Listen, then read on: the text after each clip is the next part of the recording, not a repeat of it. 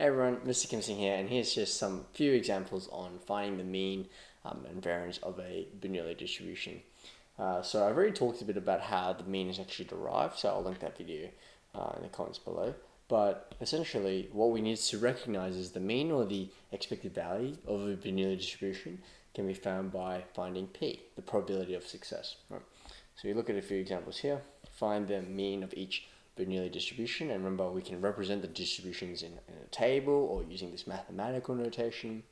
Either way is fine, but regardless, the expected value is just going to be P, the probability of success, and so we can see that that's going to be found over here. In this case, it's 2/9, right? In part 2, the probability of success is going to be 7/10, and so same idea, that's going to be our mean for the Bernoulli distribution, right? What about the variance? The variance, the proof is a little bit trickier, but we can rely on the same ideas that we learnt about in the discrete probability distribution. And it basically relies on this definition here, so that the variance can be found by this expression.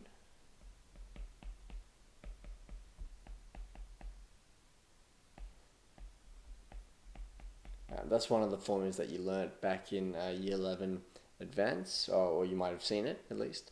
And so I won't complete that proof here, but if you want to get a start on that, that's how we can actually derive this result over here. Okay, so the variance is either equal to P multiplied by Q, where P and Q are the chances of success and failure, but as we know with the complementary rules, Q can be written as 1 minus P as well. Okay, so when we look at these, essentially the variance is just going to be the product of these two probabilities multiplied together, right? So in this case, P times 1 minus P, that's going to be 0.2 times 0.8, and that's going to give me 0.16, or in this situation here, the variance of X is going to be 3/5 multiplied by 2/5, which is going to be 5/5. It's a bit late, isn't it? 3 times 2 is 6. 6/25. Right? So these are our variances of these Bernoulli distributions.